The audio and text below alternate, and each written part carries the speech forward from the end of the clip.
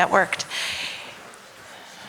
I am Joy Sisisky. I'm the president and CEO of the Jewish Federation Bay Area, based in San Francisco, and I want to thank you for joining us today for this panel on democracy and Jewish ethics. We have some really wonderful speakers today, including Senator Tom Umberg. He's a retired Army colonel, former deputy director of the White House Office of National Drug Control Policy, a former federal prosecutor, a 5-time state legislator, and a small business owner.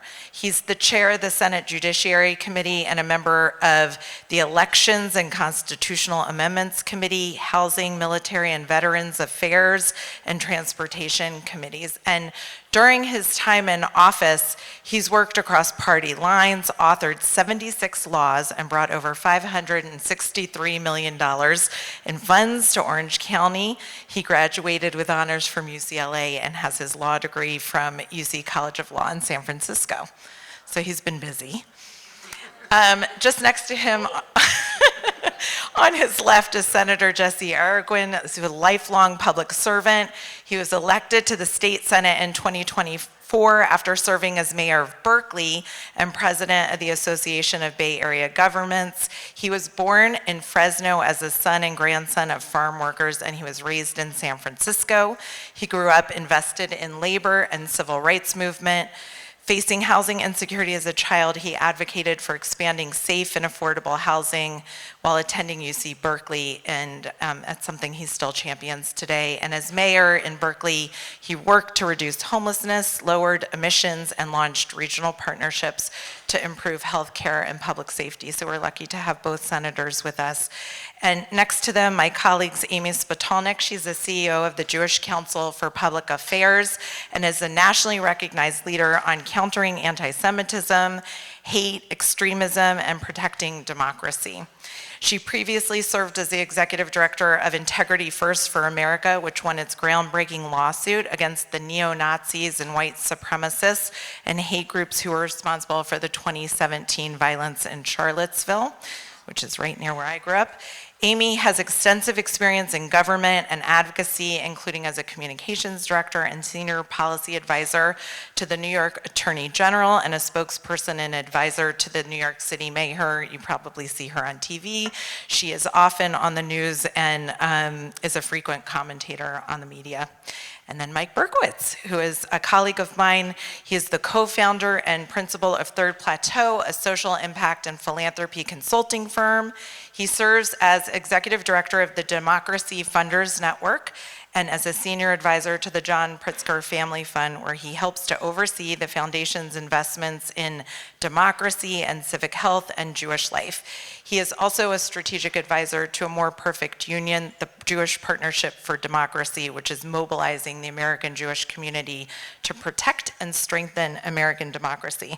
So I'm gonna ask them some questions. We had a chance to review a few of them in advance, and then there'll be a chance for you to ask questions before we wrap up for the cocktail party and dinner. I'm actually going to change the order of the question, which I had a chance to tell Mike and Amy based on the last few questions that we heard from some young adults that were asking Katie Porter about democracy in general. In the 2024 presidential election, both Trump and Harris voters stated they believed that the health and future of our democracy was on the line.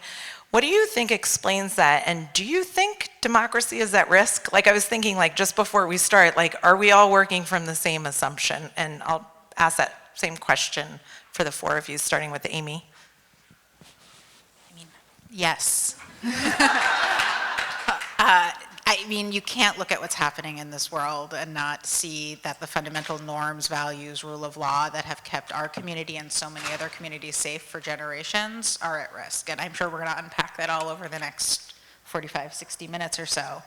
But this is really at the core of everything we're talking about. There is no fight against anti-Semitism. There is no fight for education or social services or any of the things that we're here to advocate for if we can't protect the fundamental democracy that's at risk right now.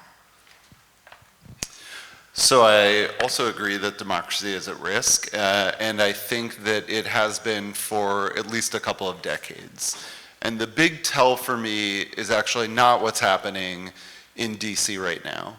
It is that when you look at study after study, especially when you look at World Values Survey data, but not exclusively that, you can see the decline in attachment to democratic governance and the rise in openness to alternative forms of government in almost every advanced democracy around the world by generation. So the younger you get, the more open you are to alternative forms of government, the less trust you have in governing institutions. And to me, that's not just a big tell, it's in fact the crux of the problem. Well, first of all, thank you for including me. I was asked to participate in a panel discussion on democracy, and I said I'd like to be on the pro side, so thank you very much. I appreciate that. Yes, the short answer, as was illustrated, is absolutely yes. And the question for us is not whether it's at risk. The question for us is what do we do about it? And I think one of the things that we've failed to do, besides getting my phone off, is that we have failed to translate what that means to voters. I represent Orange County. For the most part, I represent Orange County. And I've talked about the rule of law, and I've talked about democracy, and I spent a lot of my life in places like South America, Latin America, Afghanistan, talking about the rule of law. But we haven't done a good job of explaining what that means to everyday Americans. That if the last election was determined basically on people's pocketbooks, we haven't explained that the rule of law underpins our economy. That absent the rule of law, our economy implodes. So if you're worried about the price of eggs, then you need to support the rule of law and democracy, because we won't have any eggs if we don't support the rule of law and democracy. But we've not done a very good job of that. And so it's our responsibility, I assume people in this room support democracy. It's our collective responsibility to be able to translate that in the rule of law and why it matters. So, thank you. Well, I'm also in the pro-democracy caucus. And there's no doubt that our democracy and our basic principles of rule of law and our Constitution are under attack, whether it's the lack of due process and the deportation of Americans with no possibility for them to return to our country, whether it's the attack on our courts, but we've also seen this happen at the local level, and I just reflect on a few experiences that I had when I was mayor of Berkeley. The first was in 2017 when the Proud Boys and neo-Nazis came to Berkeley to engage in violent antagonism, and the normalization of violence and of hate in our democracy, which started at the beginning of the first Trump presidency and now is just so commonplace. We saw that in full display on January 6th. I think is a real threat to this, not only the safety of all Americans, but our democracy. And I also think about the rise of anti-Semitism and the attacks on our Jewish communities all over California. And that is also, I think, an example of the attack on our democratic societies. So this is real. This impacts not just our rights as Americans to shape our government, but also it affects our safety as Americans as well. Thank you. And thank you for all the work that you did in Berkeley as mayor. I have to tell you, you probably had one of the hardest jobs in the United States in the last 18 months. It was worth starting there because we're coastal Jews, and sometimes we forget that there is a vast valley between, here in Los Angeles and a lot of country between here that may not feel the same way. Mike, can you tell us why does democracy matter for the Jewish community? Yeah, so One thing I'll say is we often use the term democracy, but we're shorthanding liberal democracy. And the liberal piece of that, we don't mean in the kind of left-leaning or progressive sense. We mean in the sense of some of the very concepts that we've been talking about here, the rule of law, due process, checks and balances, separation of powers, individual rights. These are core concepts, and I think obviously democracy itself, the idea that we the people get to choose our elected leaders, is a great concept, the best form of government, or the worst form of government, except for all the rest, as I think Churchill is supposed to have said. But in fact, the liberalism piece is what I think is the most important component when we think about the Jewish community, and when we think about what actually makes democracy work. This is the set of norms and ideas that makes it so that a majority can't just decree its will on a minority, so that a marginalized community can't just be marginalized under the force of law, so that there is recourse, so that we as individuals have rights. These are kind of the fundamental building blocks that I think make democracy work and that have enabled the Jewish community to thrive in the United States in a way that we haven't in any other diaspora community. So I think we know actually what it looks like to live in communities that aren't democracies and that don't have those protections. So I think one of the reasons that the Jewish community has been so involved in this fight is we do have that knowledge, and I don't just mean the Holocaust, right? We often sort of, in our minds, go back to 1930s Germany, but really the entirety of Jewish history is us living in communities that don't have those very protections. And I don't want to go back there. So I think it's extremely important for the Jewish community to be involved in this fight. And Amy, can you describe how democracy and Jewish safety are connected and a little bit about why they're related? Well, look, at the end of the day, there's no Jewish safety without inclusive, pluralistic, liberal democracy, as Mike just described. And there's no inclusive, pluralistic, liberal democracy without Jewish safety. These go hand in hand. They cut both ways.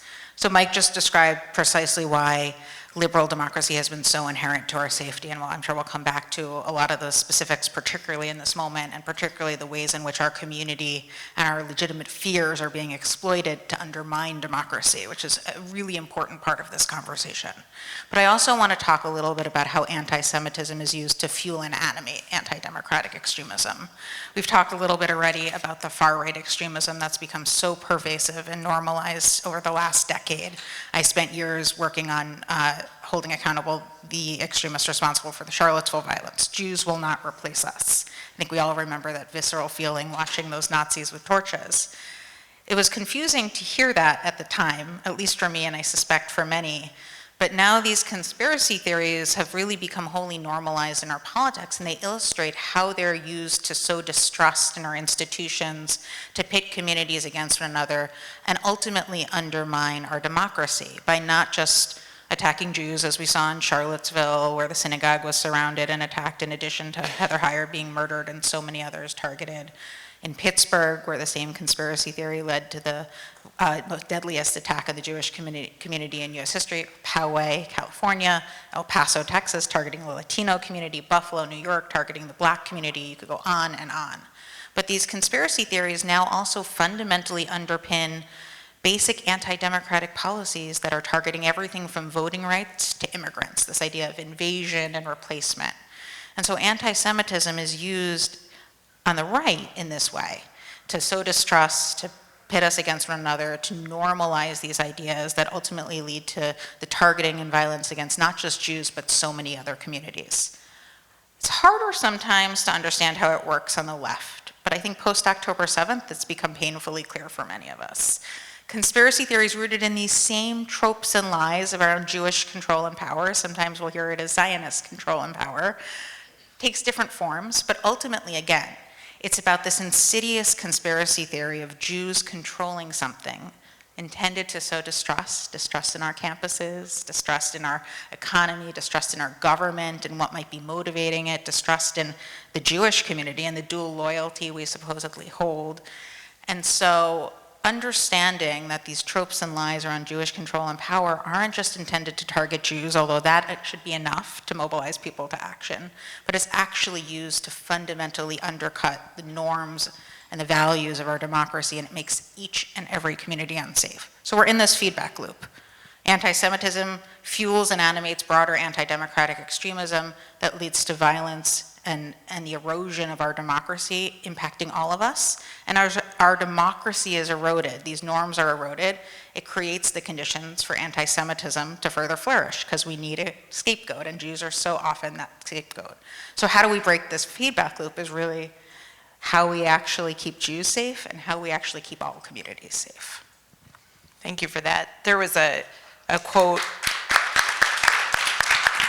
from a UN special reporter on freedom and religion, Ahmed Shahid, who said anti-Semitism is toxic to democracy and poses a threat to all societies if left unaddressed. And I think that encapsulates a lot of what you're talking about, how it leads to these other things. And I appreciate that point of view. I'm going to turn to the senators for just a minute. We started talking about democracy institutions and norms eroding over time and feeling like it's been going on for some time, but maybe we can feel it more now. Can you talk about some of your experiences or the bills and programs that you've introduced in your communities that are addressing this? Sure. Well, I was first elected in 1990, so many of you weren't born then.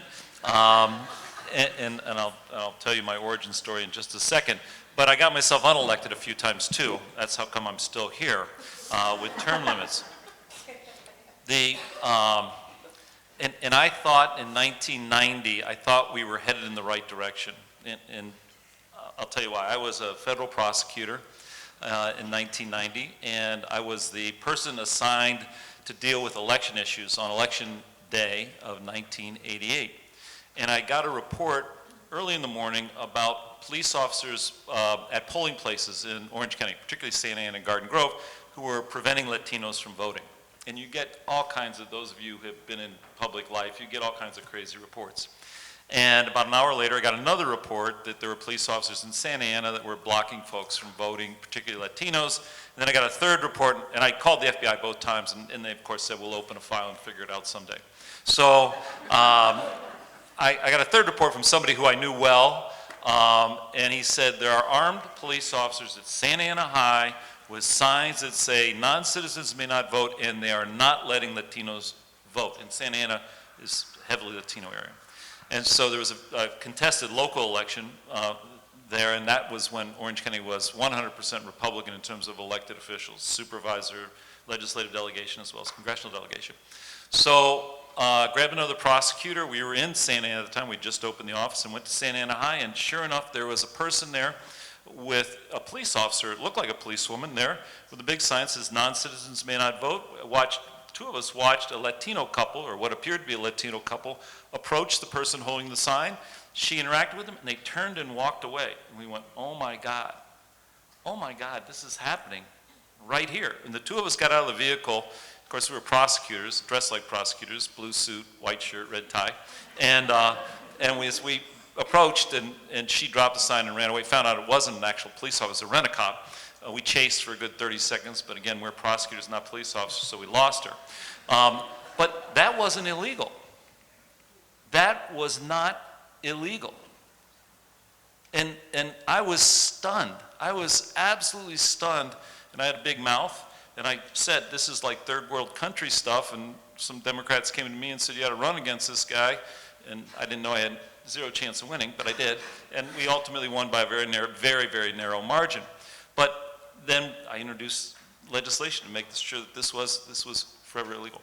But as we were headed in the right direction, all of a sudden we took a U-turn in 2016, and I'm very worried to your first question as to where we are now, where certain authoritarian practices are revealed, and particularly with respect to voting rights. I mean, this whole conversation about having to produce an ID, and I'm sure there's people in this room right now that think that's a good idea, but it is a solution in search of a problem. I chaired elections. There's not an issue in California with people showing up and illegally voting. There is an issue with people who are undocumented not bringing their children to the hospital because they're afraid of deportation. That's an issue. Voting is not an issue. And so that scares me. That scares me a lot. And it scares me a lot that the president is trying to basically undermine democracy in virtually every way he possibly can, including how we conduct our elections. We are blessed here in California. We are absolutely blessed here in California, except that I used to represent Huntington Beach. So when you see and you think things are going well, you can turn to a place like Huntington Beach and see just what they're doing. And this is, you know, a well-educated group of people. Anyway, I could go down a rabbit hole for an hour on this, but I'll turn it over to Jesse, my seat.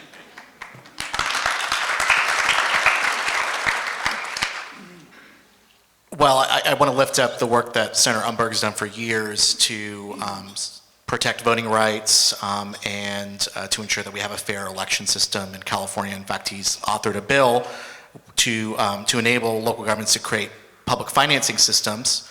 And I think I'm a co-author of that bill. Yeah.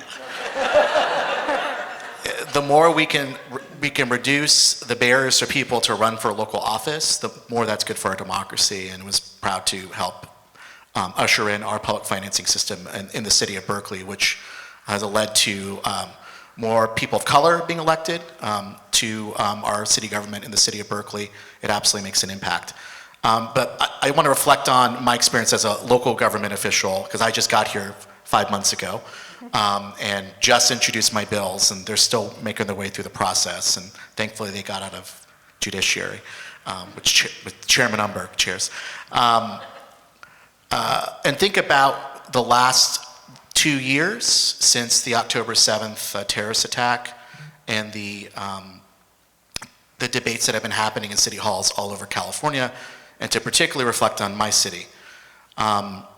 There's no doubt that what happened on October 7th was horrific and unprovoked, but there are some people, including people on the left, including in my city, who believe that it was a hoax, who believe that it was the Israeli Defense Forces who committed the attacks. Just like there's Holocaust denialism, there's October 7th denialism. And I think you touched upon this in your comments, the kind of conflation of Zionism as a dirty word, I'm Zionist. I'm proud to be a Zionist. I'm not Jewish, but I do believe that having a free and secure Jewish state in Israel is something that we must continue to fight for, and that's why America has been one of the strongest advocates for the state of Israel, and hopefully will continue to be. But what I've seen, not only in my city council chambers, but in city halls all over the United States since October 7th, is a lack of civility, a lack of democracy, of shouting people down, of physical confrontations, of threatening people, of othering people. And that's not good for our democracy. And it does create fear. It does limit people's willingness to participate in our civic process. And it does threaten the safety of Jewish Americans, and it does stoke the flames of anti-Semitism. So I made the decision in my city that we would not introduce a ceasefire resolution because of the impact it would have on creating a divisive environment that, moreover, one, the outcome of which would not have an impact on what's happening in the Middle East, and secondly, would put people's safety at risk. That it's the job of a local government to focus on the things that you elect us to do, which are paving the streets and providing public safety services and building affordable housing and addressing homelessness. And while it's important that we speak out about what's happening around the world, we can't do it in a way that's divisive or that impacts the safety of our residents, our Palestinian residents and our Jewish residents as well. So I just want to reflect on that, and I know that this is a debate that continues to happen in city halls all over the state of California in the United States. And just to reflect on what has happened in this context is it's created an environment where we are discriminating against people, we're othering people, we're dividing communities, and we're not allowing for the full and free exchange of ideas. And I think that really erodes our democracy here in California and the United States. Thank you. And again, for what you've been doing to protect your constituents. Back to Senator Umberg just for a minute. I understand there was some kind of resolution about a bill addressing Elon Musk's reported conduct during the state Supreme Court justice vote in Wisconsin. And there's maybe, I don't know, are you comfortable talking a little bit about Elon Musk and where he comes in? I would love to talk about Elon Musk. I would love for him to attack me personally, but I haven't been successful yet, so. Are you worried about that? No, I'm not. Well, you know, it's interesting. I mean, should people be worried about that, these personal attacks that come at every corner? Well, my very good friend Adam Schiff and I, we served together in the U.S. Attorney's Office and remained friends. And I asked him to please get Donald Trump to insult me at some point, if he could do that, because every time Donald Trump insults Adam, it is incredible for his political, basically, status, not to mention fundraising. So I do have a couple Elon Musk bills. I have a Neuralink bill, you may not know, but Elon is the father of sort of this science where you can control objects and control all sorts of things just by thinking about it, and it's a data privacy bill, so if you're basically collecting up neural information, you can't keep it for long. It's very complicated. But in any event, and the other is about the situation where the lottery in Wisconsin and what he was doing in the presidential election, I think it's illegal in California, but the point of the bill is to make sure that it is illegal in California to try to skew registration, try to skew the vote with money. That's a whole nother conversation, as Senator Arreguín just mentioned, how money plays into all this. But another aspect is where you've got certain folks, Elon Musk in particular, but many others in general, who devote, tens if not hundreds of millions of dollars to an election, and that is also extremely frightening for democracy. So. Yeah. Just as an aside, because I work at the Federation, which serves as our Jewish foundation and a center for Jewish philanthropy, we have, donors that give to all sorts of causes, particularly ones around voting rights or reproductive rights, protecting democracy, who are scared because their name ends up on some list or Elon Musk tweets about them, and really thinking about how, philanthropists have to adjust in some ways their behaviors in the public sphere. And I guess this is like just another example of this fear, the idea that they're putting fear into people from being able to do, what they think is right. So just as an add-on, we have May 1 is the Law Day. And I have done resolutions, and Law Day resolutions are akin to Mother's Day resolutions, usually. This year, Republicans objected to the resolution not going through committee. So we couldn't do it on Law Day. So it's coming to our committee tomorrow to basically reveal rule of law. Now, I might have goaded them a little bit by basically rising up the law firms that have fought against Trump's order to basically obliterate those firms that are involved in opposing or even representing clients that oppose Donald Trump. But it is reflective of some of the things that are going on here, Jesse, is how things are even changing here in our world. I invite, if you're going to be here, it's going to be a really fun hearing tomorrow. So. We'll be here. I'll come back to that tomorrow. Mike, would you please give us a brief overview on the fight to safeguard democracy nationally and how the Jewish community is involved, and how you think maybe they should be involved? Yeah. So this is a generally piece of good news, which is that there is an extremely robust sector of organizations working across the country in a variety of different verticals to save democracy. What do I mean by that? I mean, you have people focused on revitalizing local and independent journalism. You have folks that are working on protecting and expanding voting rights. You have folks who are working on expanding pluralism and building social cohesion. You have folks who are working on structural reforms to our democracy, and on and on and on. In some ways, it's a chaotic space. There's a lot of groups. They all have some version of the word democracy: American, save, protect, defend, civic. You know, it's all like a little bit of a hodgepodge. But it collectively represents, I would say, a huge civil society immune response to what is happening in our democracy. It's not enough in a variety of ways, but it is quite robust. So that's at one level. I want to just say on another level, and I'll just say at that level, there's lots of groups that are working on different parts, you know, within the Jewish community, Jewish communal organizations that are working in partnership with other organizations on almost every one of those lines of work. But I want to hit on another level just to kind of complicate the story a little bit, because this is, I'll give you a window into my own brain. This is the tension I think we're facing right now as we think about the fight for American democracy. On the one hand, there is a theory of change and a line of argument that says democracy is under attack right now.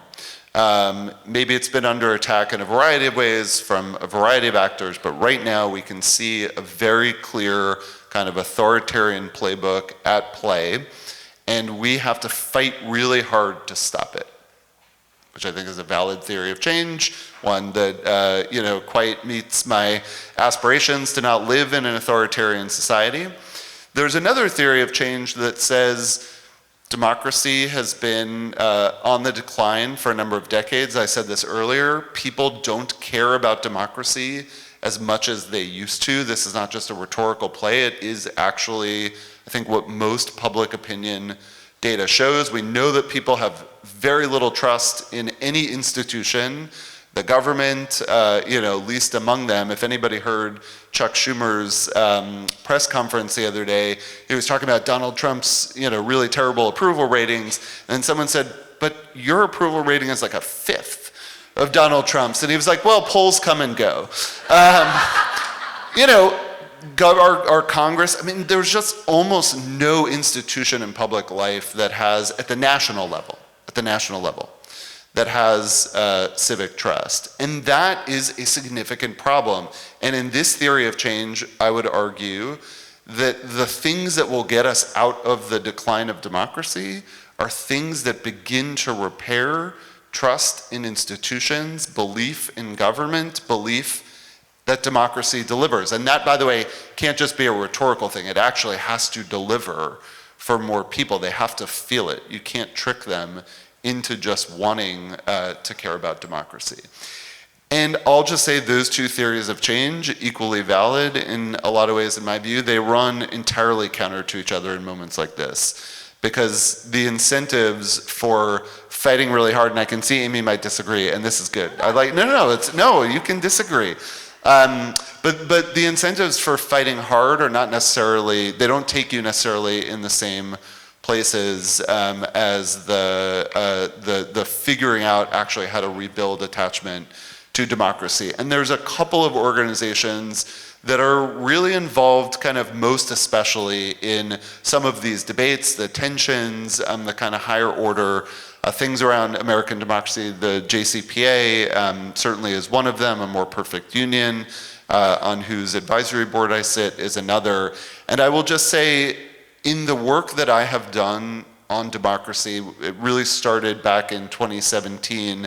I pulled together a network of people from across the political spectrum who were really concerned about the state and direction of American democracy. And I was just finding people at the time in philanthropy, academia, business, journalism, think tank world, advocacy and activism, people who were motivated, people who felt the threat. And it turned out, not incidentally, and I don't think this was just because of my networks, that the preponderance of people involved were Jews. We could see what others in our society at that point did not see. And so I think there's thankfully a lot of Jewish organizations, institutional involvement in all manner of the fight for democracy. That was an invitation for Amy to comment. I think we actually quite agree, but I think we might agree from maybe different sides. And I think what you're saying is that two things are true at the same time. And that's so important to remember in this moment, because there are very extreme voices who are telling us that we either have Jewish safety or we have democracy. And in fact, we can't have one without the other. So I just want to sort of talk about the elephant in the room, which is the ways in which Jewish safety and our legitimate fears and concerns, which are real, and all of us know that firsthand. Certainly those of you here in California know that firsthand as it's been playing out over the last year and a half. These fears and concerns are real, and we should acknowledge that and not be gaslit about it, period, full stop.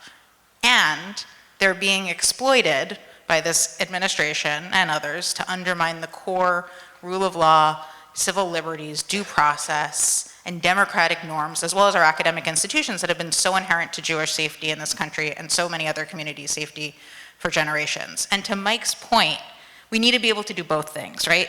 We need to, of course, say unequivocally, we as Jews do not want to see our fears and concerns exploited to go after our democracy. We need to be clear about that. We at JCPA put out a statement a few weeks ago in partnership with 10 mainstream Jewish organizations, including the conservative reform, reconstructionist movements, and some others. You can find it on our website, jewishpublicaffairs.org, and would really encourage folks to read it. And we put it out because we thought it was really important to draw a line in the sand and say Jews do not want to see our legitimate fears and concerns exploited.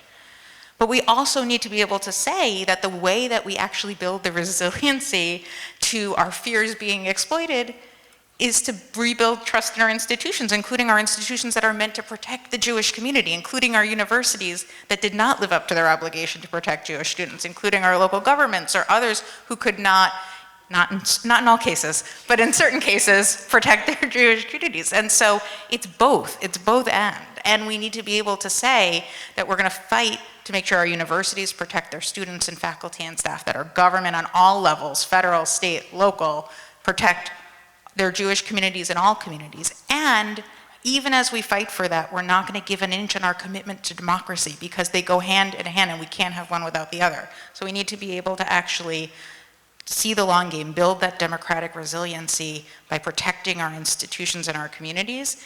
And we need to be unequivocal in this precise moment that we're not going to stop fighting, even as we also play that long game. Thank you.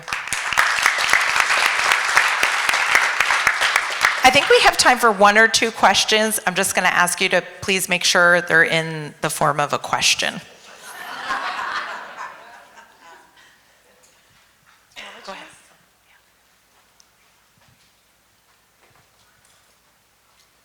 Thank you. This has been a fabulous panel. I'd like to ask a question about partisan, how do I say this? Is this conversation the same in a room full of Republicans and a room full of Democrats, and can they get together and have this conversation?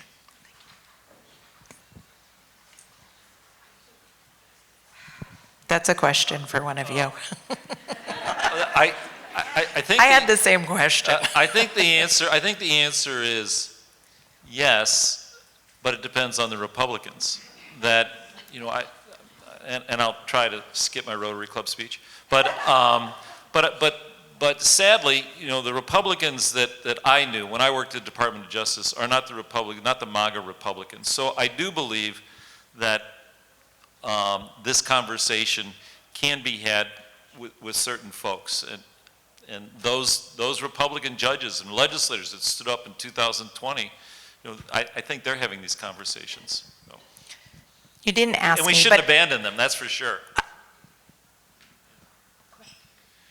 I'll just say I think the answer to that is sort of yes and no. I think there are, look, we know from public reporting that there are Republicans who feel scared by the current political climate. They have expressed concerns for their safety. There are things that if they were, we'll just take Republican members of Congress, if they were voting in secret, you would see different things happen than what happens in public. So there's definitely a dynamic there. Some of that is around physical safety. Some of that is around, I'll just say, and I don't want to let people off the hook, but there are normal political incentives that are very hard to break on either side of the political spectrum that are at play as well.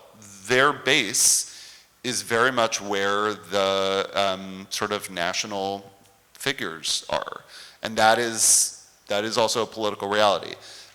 And I will say, as somebody who comes from the left, I also think that there are Republicans who will make the argument, I've had this conversation with them, that we on the left are hypocrites when it comes to democracy. That, we are interested in the things that work for us, but we're not interested in having the kind of full conversation. We were less interested in what was happening in universities when it wasn't, impacting us, right? I mean, I'll just speak. We Jews, we didn't see the anti-Semitism, the problems of a liberalism, on campus as clearly, or on the left as clearly. Well, we probably did. We just didn't want to. That same set of dynamics is at play on the left, and I think there are Republicans who would argue that we're hypocritical if we're not really acknowledging, if we are not able to acknowledge the things that they see that are at play that are problematic when it comes to our democracy. Do I think that conversation can be had together? Yes, there are lots of places where it is, and it can be quite effective with a very short-term impact. The problem is that the impact of actually having that conversation together is not particularly sustained once you go back out into the world with all of the same incentives at play. I was just going to add, my grandfather was the first Jewish member of Congress from the Commonwealth of Virginia, and he was in Congress for 20 years after he retired. He was a blue dog, so he was a very socially conservative Democrat. But when I was a little girl, I remember him having friends that were both Democrats and Republicans, and they came to my bat mitzvah. We had dinners together. I say that now because, I couldn't imagine having dinner with Marjorie Taylor Greene. I mean, and I say that, just because, but it's just, but, even in the previous conversation about UCLA, what you're hearing, and I heard Mike say this before, and it's part of a broader trend around a lack of civility. And it's one of many things that is connected to whether or not we can have these conversations and protect our democracy. I don't know where's the, oh, there you are, okay. She's in charge. Hi, I'm going to follow up on that from the others, the previous question. I sit on the Alameda County Democratic Central Committee. You can all say sorry for your loss or something along those lines. And what I'm hearing again and again and again from the extremists on the party that I sit in and would like to see thrive is, so let's talk about Israel and Gaza. And that concerns me deeply because I do not see how the Democratic Party survives if that turns out to be the issue. And I come from local government where, as you know, Senator Arreguín, where the issues of transportation and housing and so on matter. So do we actually have parties here that are functional? Do you see that as possibilities?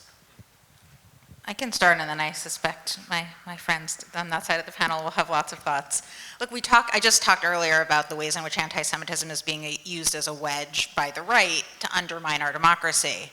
That's being done by the federal government, by the people in the highest positions of power, and we should be clear the distinction. But there is also very real ways in which anti-Semitism is being used by far left voices to drive a wedge into our democracy, to divide Jews from the very coalitions and spaces we need, whether it's the Democratic Party, I say that in a nonpartisan way because I run a nonpartisan organization, there's the Democratic Party, civil rights coalitions, local governments, whatever it might be. And we need to be very clear how anti-Semitism on the left in the form of conversations around Israel is used as this wedge to divide our coalitions, and that actually has the impact of undermining the very progressive values and progress that we should all hypothetically want, right? It makes it harder to actually fight for democracy if we can't build the coalitions we need. And so there's a lot of work to do. The one thing I'll say specifically on the question is that I did a webinar last summer at the invitation of Alexandria Ocasio-Cortez to talk about these issues. Strong feelings about AOC in our community, but we talked about these very specific issues because we're not going to actually address this by ignoring the question of Israel. We're going to address this by actually bringing more nuanced, constructive conversation about Israel to the table. And so we talked head on about what Zionism actually means to me. Zionism for me is the belief that there should be a Jewish homeland in this place in the world where we have deep historical connections. And actually for me, it goes hand in hand with the belief in Palestinian self-determination, human rights, and dignity, and one can't exist without the other. We talked about how when you say ban and boycott Zionists, when 80 to 90% of American Jews have a relationship with Israel, even if it's complicated, even if we don't support its government or its policies or everything that's happening in Gaza right now, we still have that relationship with Israel. And when you say ban and boycott Zionists, that means ban and boycott the vast majority of American Jews. That's anti-Semitic discrimination. And so it's actually figuring out how you can have those constructive conversations with folks in the party or otherwise to, I would say in the case of AOC, what was most fascinating to me is not only after that conversation did she unequivocally condemn things like this horrific protest outside the Nova Memorial in New York, which was clearly anti-Semitic, but she was actually unendorsed by the far left Democratic Socialists, where they specifically cited our conversation in unendorsing her.